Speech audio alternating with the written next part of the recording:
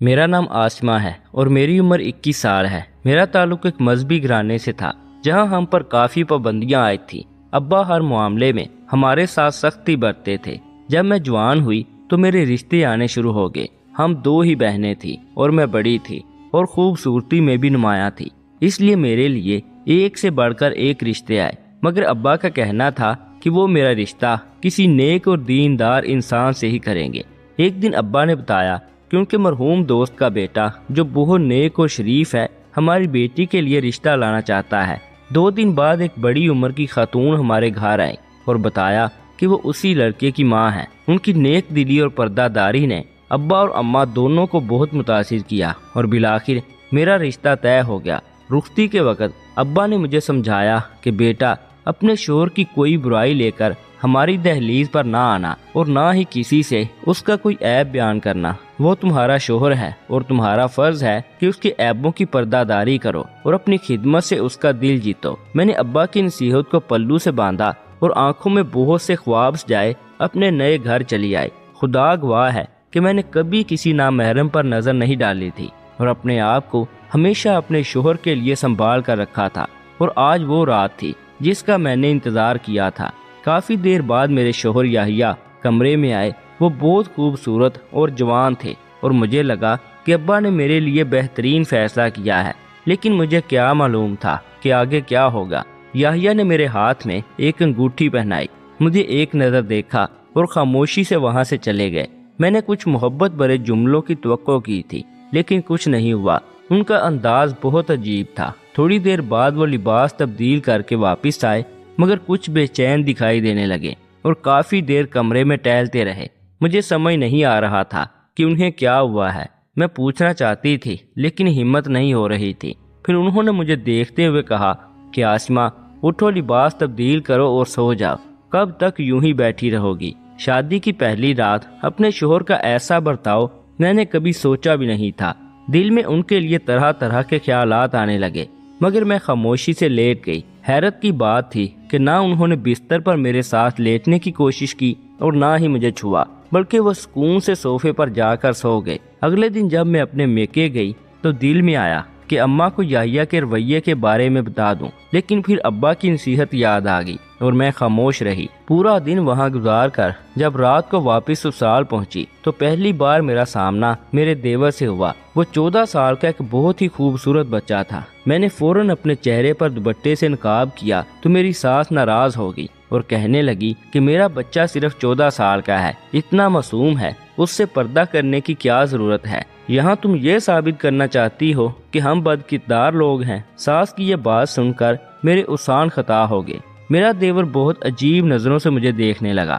اس کے سامنے ہی میری ساس نے مجھے کھری کھری سنائی اور میں نے نہ چاہتے ہوئے بھی دیور کے سامنے دوپٹہ ہٹا لیا۔ نقاب ہٹاتے ہی دیور غور سے مجھے دیکھنے لگا اور میں اپنے آپ میں شرمندہ سی ہو گئی۔ میرا پردہ ٹوٹ چکا تھا اور میں سر جھکائے بہت دیر تک اپنی ساس اور دیور کے ساتھ بیٹھی رہی۔ ساس نے تو کچھ نہیں کہا، البتہ میرا دیور معصومانہ باتیں کرتا رہا۔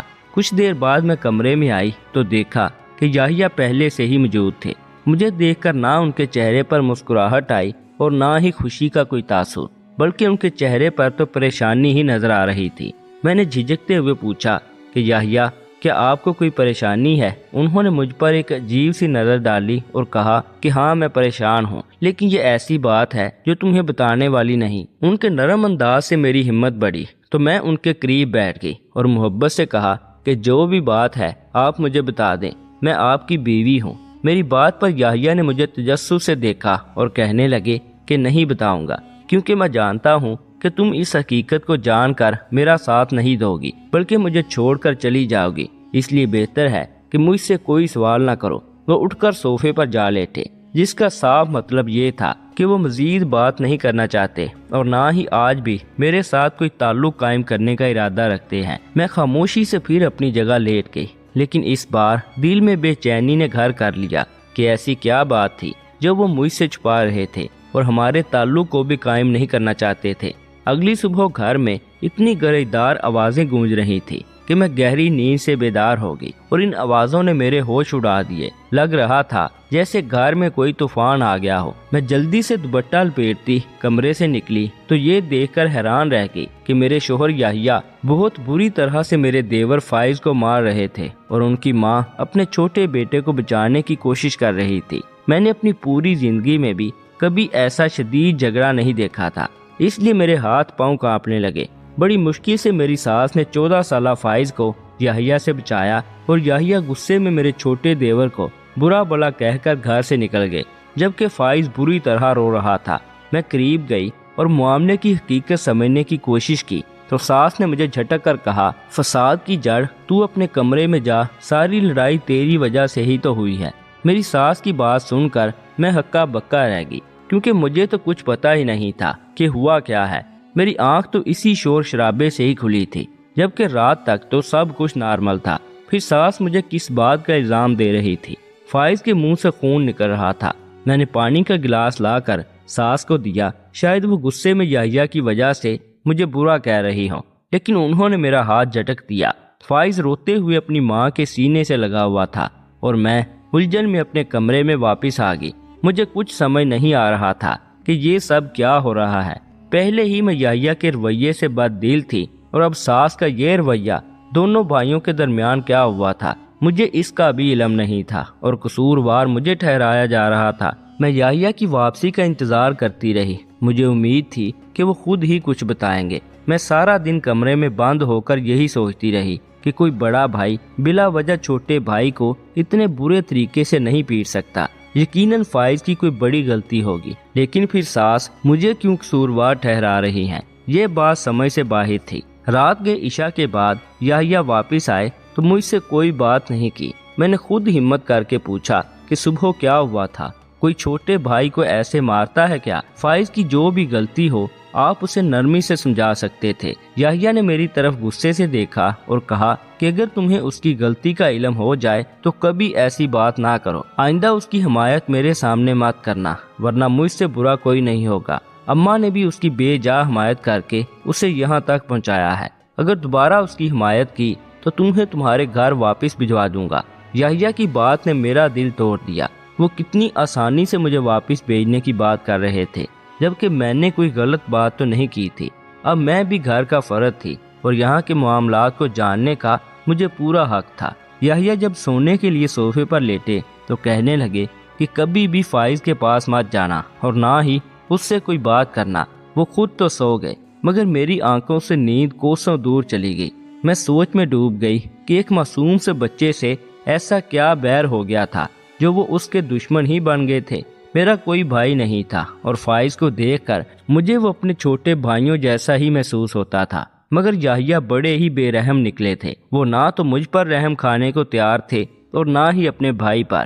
مجھے محسوس ہونے لگا کہ شاید وہ اپنی نااہلی کا غصہ اپنے چھوٹے بھائی پر نکال رہے ہیں، اور یہ احساس میرے لیے بہت تکلیف دہ تھا کہ میرا شوہر شاید خود کو نااہل محسوس کر رہا تھا۔ وہ مجھے زندگی کی تمام خوشیاں دینے سے ناکام تھا اور اسی خیال سے میرا دل مزید بوجھل ہو گیا۔ میں ساری رات منہ چھپا کر آنسو بہاتی رہی اور سوچ رہی تھی کہ اپنے دل کی بات کس سے کہوں اور کیا کروں۔ ابا تو میری کوئی بات نہ سنتے تھے اور اماں کو بتانے کا بھی فائدہ نہیں تھا۔ چھوٹی بہن کنواری تھی، ان سے اس طرح کی بات نہیں کر سکتی تھی۔ لگتا تھا کہ اب میرا مقدر صرف آنسو بہانا ہی رہ گیا ہے۔ اگلے دن میں باورچی خانے میں تھی کہ فائز میرے پاس آیا اور آہستہ سے ناشتہ مانگنے لگا۔ اس کی معصوم صورت دیکھ کر مجھے اس پر بہت ترس آیا۔ میں نے اسے ناشتہ بنا کر دیا اور خود بھی اس کے پاس بیٹھ گئی۔ اس وقت میں بھول گئی تھی کہ میرے شوہر نے مجھے اس سے بات کرنے سے منع کیا ہے۔ میں جاننا چاہتی تھی کہ آخر اس کے بھائی نے اسے اتنا کیوں مارا پیٹا۔ میں نے نرمی سے پوچھا، فائز مجھے بتاؤ تم نے ایسی کیا سنگین غلطی کی تھی جو بھائی نے تمہیں اتنا مارا؟ اس نے میرے سوال کا کوئی جواب نہ دیا اور نظریں چراتے ہوئے کہنے لگا کہ بھابی پلیز مجھے معاف کر دیں، مجھ سے واقعی غلطی ہو گئی تھی، آئندہ ایسی کوئی حرکت نہیں کروں گا۔ میں اس کی بات سن کر چونک گئی۔ مجھے سمجھ نہیں آ رہا تھا کہ اس نے آخر ایسی کیا غلطی کی تھی جس پر اتنی ندامت محسوس کر رہا تھا۔ میں نے نرمی سے کہا، فائز مجھے ٹھیک سے بتاؤ تم نے ایسا کیا کیا ہے؟ لیکن وہ کہنے لگا کہ نہیں بھابی، میں آپ کو نہیں بتا سکتا، بس آپ مجھے معاف کر دیں۔ اس کی آواز میں خوف اور بے چینی واضح تھی۔ میں نے اس کے سر پر ہاتھ رکھتے ہوئے اسے تسلی دی اور کہا کہ تم فکر نہ کرو، میں یحییٰ بھائی سے بات کروں گی، وہ تمہیں معاف کر دیں گے۔ میری بات سن کر فائز نے میرے ہاتھ کو تھام لیا اور مسکراتے ہوئے بولا، بھابھی آپ بہت اچھی ہیں۔ اس کا میرا ہاتھ کو پکڑنا مجھے کچھ عجیب لگا۔ میں نے فوراً اپنا ہاتھ اچھلایا اور باورچی خانے میں واپس چلی آئی۔ فائز میں مجھے ایسی کوئی برائی نظر نہیں آئی جس پر یحییٰ کو اتنا غصہ آتا۔ میرے خیال میں شاید خود یحییٰ کے اندر کوئی کمی تھی اور وہ اس کا غصہ فائز پر نکال رہے تھے۔ ایک اور حیران کن بات یہ تھی کہ نہ صرف یحییٰ بلکہ میری ساس نے بھی فائز سے بات چیت مکمل طور پر بند کر دی تھی۔ وہ بالکل اکیلا ہو گیا تھا اور یہ صورتحال مجھے الجھن میں ڈال رہی تھی۔ کچھ دن خاموشی سے گزر گئے۔ فائز زیادہ تر اپنے کمرے میں ہی بند رہتا تھا اور اس کی یہ تنہائی مجھے فکر مند کر رہی تھی۔ اس عمر میں اس طرح تنہا رہنا اسے کسی نفسیاتی مسئلے میں مبتلا کر سکتا تھا، لیکن یحییٰ کے سخت رویے کو دیکھتے ہوئے میں نے اس بارے میں کوئی بات نہیں کی۔ اب بھی یحییٰ صوفے پر ہی سوتے تھے اور کبھی کبھار رات کو بے چینی سے اٹھ کر ادھر ادھر ٹہلنے لگتے۔ ایک رات تو میں نے انہیں چھپ کر دوا کھاتے ہوئے بھی دیکھا، جس سے مجھے شک ہوا کہ وہ کسی بیماری کا علاج کروا رہے ہیں اور اس کا ذکر ہم سے چھپا رہے ہیں۔ اسی طرح ایک ہفتہ بیت گیا۔ ایک شام جب یحییٰ کام سے واپس آئے تو ان کا موڈ اچھا تھا۔ میں نے موقع کو غنیمت جان کر کہا کہ اب تو فائز کو معاف کر دیں، کب تک اس سے منہ پھیرے رہیں گے؟ وہ بچہ بہت زیادہ روتا اور پریشان ہے، امی بھی اس سے بات تک نہیں کرتی اور وہ ہر وقت کمرے میں بند رہتا ہے۔ میری بات سنتے ہی یحییٰ کا چہرہ غصے سے لال ہو گیا۔ وہ کہنے لگے کہ فائز کے علاوہ تمہیں اور کوئی بات نہیں آتی؟ آج کل تمہارا دل کچھ زیادہ ہی اس کی طرف نہیں کھینچ رہا؟ بہتر یہی ہے کہ تم اس سے دور رہو اور اپنے کام سے کام رکھا کرو۔ آئندہ میں تمہاری زبان سے اس کا نام نہ سنوں۔ یہ کہہ کر وہ غصے سے اٹھ کر کمرے سے باہر چلے گئے۔ یحییٰ کا فائز کے لیے یہ رویہ میرے لیے بہت حیران کن تھا اور میں کچھ سمجھ نہیں پا رہی تھی کہ وہ اپنے ہی بھائی کے ساتھ اتنے بے رحمی سے کیوں پیش آ رہے ہیں۔ اور مجھے وارننگ دیتے ہوئے یحییٰ کی آواز اتنی اونچی تھی کہ مجھے ڈر لگنے لگا کہ کہیں فائز نے ان کی بات ہی نہ سن لی ہو۔ یحییٰ کے جانے کے بعد میں فوراً کمرے سے نکلی اور اپنے دیور صاحب یعنی فائز کے کمرے میں چلی گئی۔ وہ خاموشی سے بستر پر بیٹھا ہوا تھا، جیسے اس نے اپنے بھائی کی باتیں سن لی ہوں۔ مجھے اس پر ہمدردی آئی اور میں نے کہا کہ فائز، سارا دن کمرے میں بند کیوں رہتے ہو؟ باہر آیا کرو، دیکھو کمرے کی حالت بھی خراب ہو رہی ہے، کیوں نہ میں اس کی صفائی کر دوں؟ کئی بار اماں سے کہا ہے لیکن وہ اجازت نہیں دیتی، کہتی ہیں کہ تم صفائی کا نام سن کر ناراض ہو جاتے ہو۔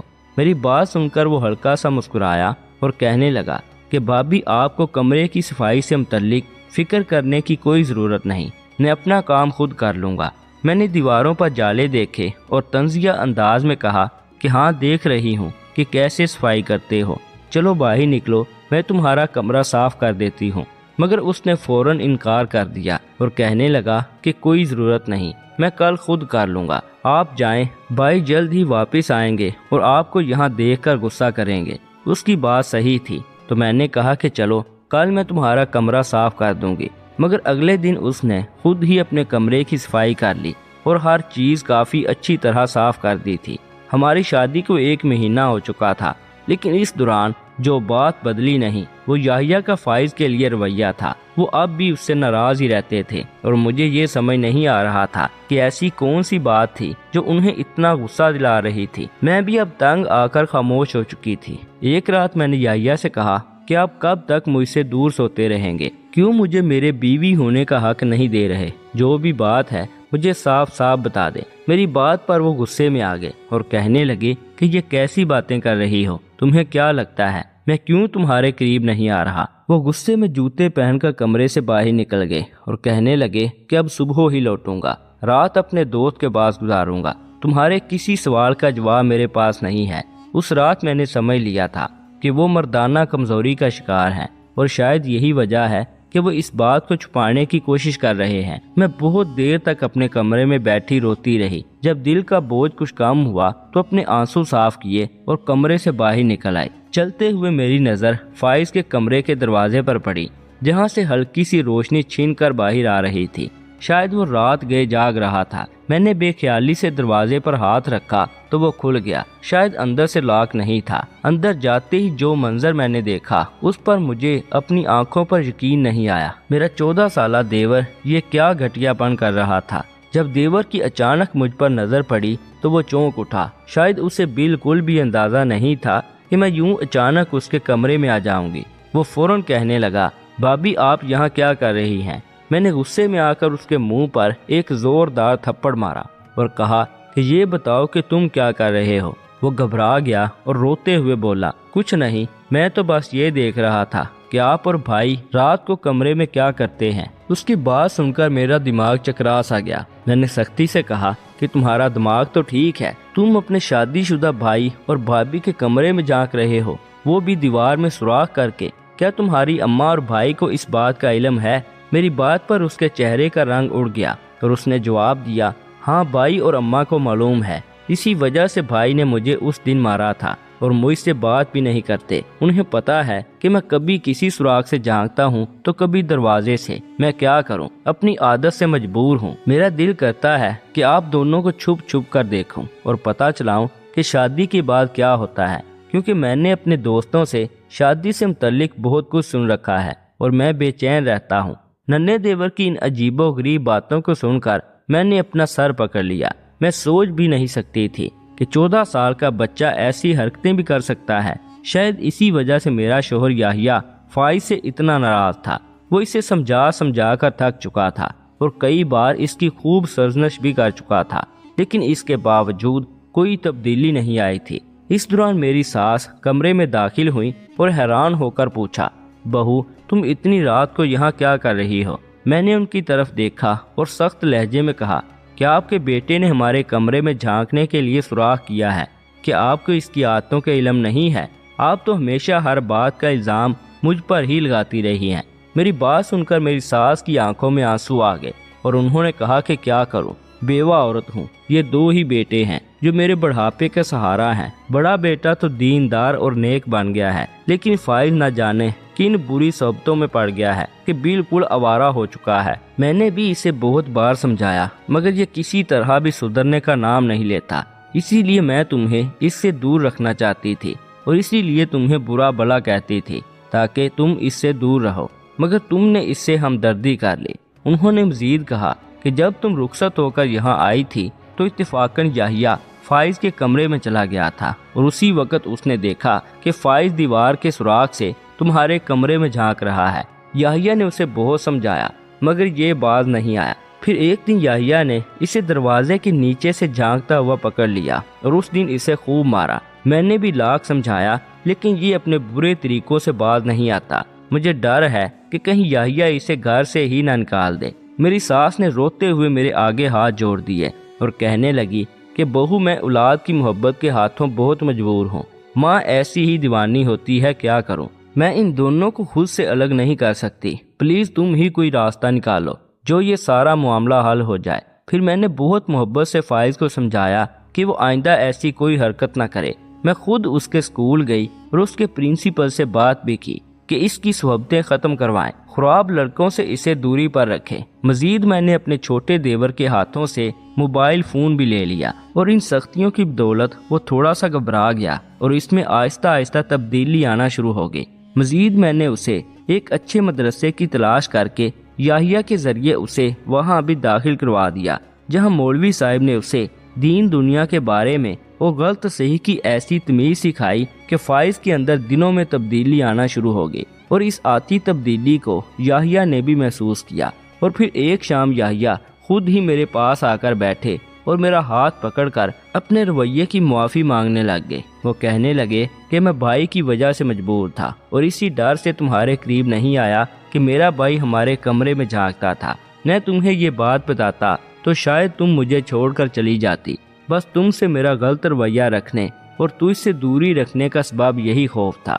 اگر میں ذرا سا بھی تجھ سے پیار سے پیش آتا تو تم مجھ سے سوالات کی بچھاڑ کر دیتی اور مجھے اپنے قریب کرنے کے لیے مجبور کر دیتی، لیکن تم نے اپنی ذہانت اور قابلیت کی بدولت بڑے ہی آسان طریقے سے اس معاملے کو سلجھا دیا۔ اس نیک عمل پر میں تمہارا بے حد شکر گزار ہوں کہ آج میرا بھائی بے راہ روی سے نکل آیا ہے۔